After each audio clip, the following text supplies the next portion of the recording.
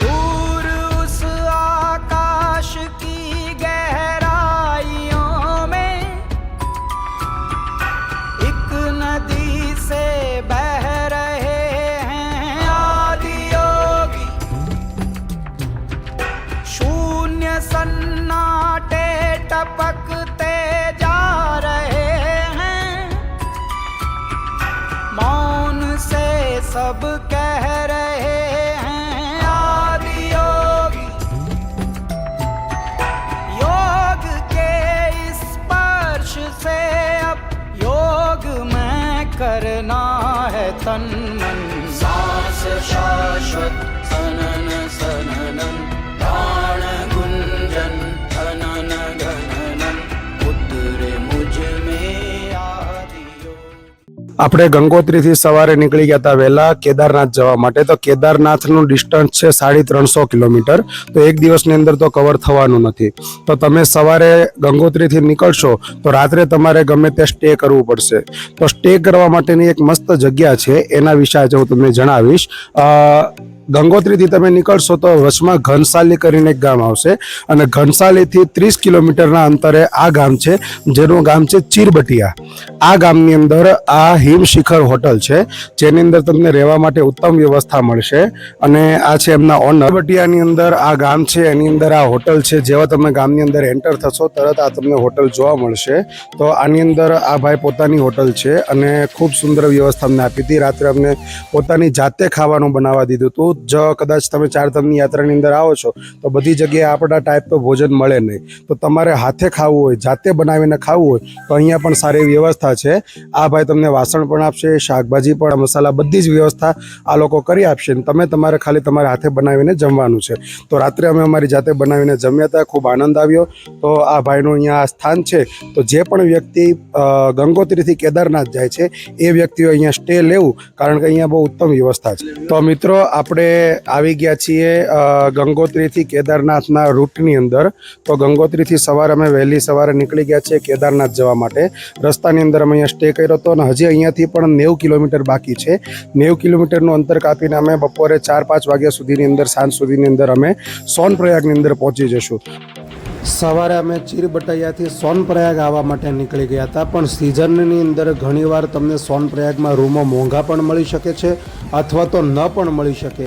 એટલે એના કરતાં 1 કિલોમીટર દૂર સોનપ્રયાગથી 1 કિલોમીટર પહેલાં સીતાપુર આવે છે, એ સીતાપુરની અંદર અમે અનુજ નામની હોટલની અંદર સ્ટે કર્યો હતો।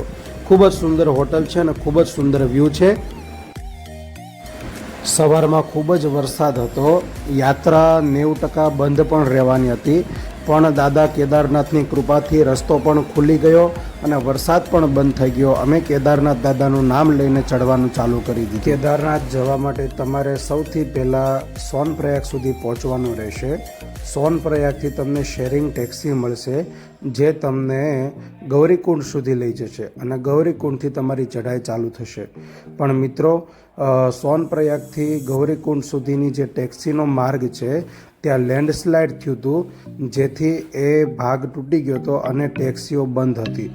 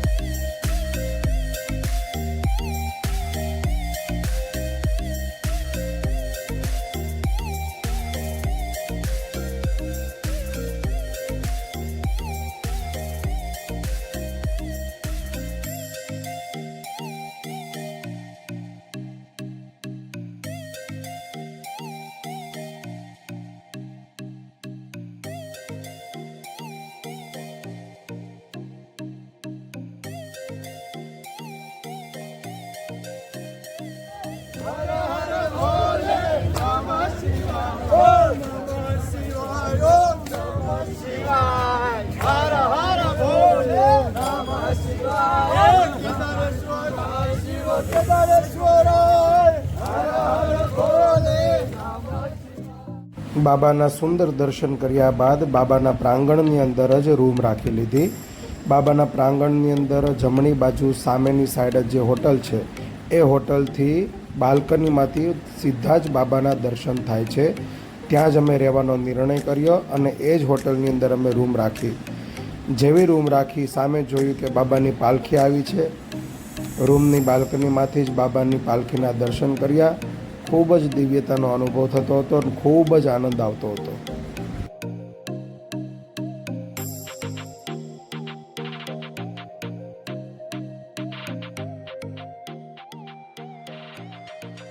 દાદાના દર્શન કર્યા બાદ ઉપરની સાઈડ 1 કિલોમીટરના અંતર ઉપર ભૈરવ દાદાનું મંદિર આવેલું છે.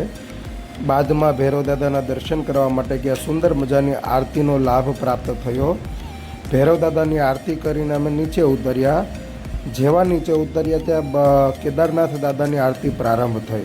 એટલે ભૈરવ દાદાની આરતી અને કેદારનાથ દાદાની આરતીનો અમને લાભ સાથે પ્રાપ્ત થયો.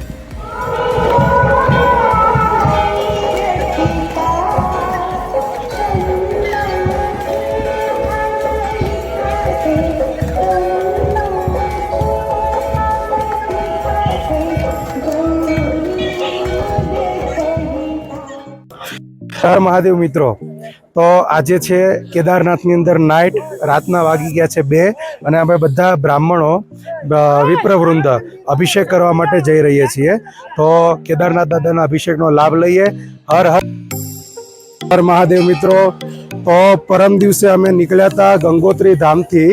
ગંગોત્રી ધામથી અમારે મોસ્ટલી બધાનો ગુપ્ત કાશીની અંદર સ્ટે હોય છે, પણ અમે ત્યાંથી જરાક વધારે ખેંચી લીધું હતું અને વચ્ચે ચીરબટૈયા ગામની અંદર અમે ઊભા હતા, સ્ટે કર્યું હતું અને ત્યાં અમે જાતે રસોઈ બનાવીને ખાધું હતું. એ પણ તમે જોઈ શકો છો. ત્યાં પછી અમે આવી ગયા હતા સીધા સોનપ્રયાગ.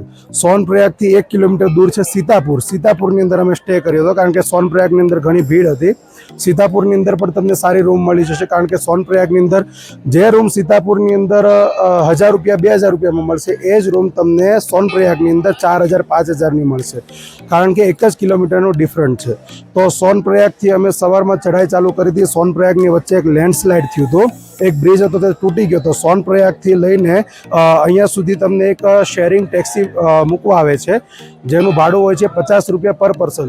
પણ એ ટેક્સી અત્યારે મળતી નથી, કારણ કે વચ્ચે લેન્ડસ્લાઇડ થયો હતો.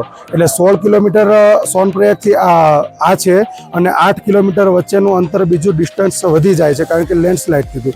એટલે ટોટલ 28 કિલોમીટર 25 થી 28 કિલોમીટર ડિફરન્ટ અમને ચાલીને ચઢાઈ કરવાની ચાલુ કરી દીધી હતી. સવારમાં અમે ચઢાઈ ચાલુ કરી હતી 10 કિલો, કારણ કે સવારમાં ખૂબ વરસાદ હતો. યાત્રા લગભગ બંધ પણ રહેવાની હતી, પણ ભગવાનની કૃપાથી, મહાદેવની કૃપાથી અમને કોઈ પણ કષ્ટ પડ્યું નથી. સુંદર મજાના દર્શન થઈ ગયા છે. સવારમાં વરસાદ પણ રૂકી ગયો અને અમે ચઢવાનું ચાલુ કરી દીધું. 10-15 કિલોમીટર ચાલ્યા પછી સમય ઘણો થઈ ગયો હતો, એટલા માટે અમે ઘોડાની વ્યવસ્થા કરી લીધી અને અમે અહીંયા બપોર સુધીની અંદર પહોંચી ગયા હતા. સરસ મજાના સુંદર મજાના દર્શન કર્યા અને રાત્રે અહીંયા આરતી માટે તમારે પૂજા માટે રાત્રે 12 વાગ્યાથી લઈને 4 વાગ્યા સુધી પૂજાનો સ્લોટ હોય છે.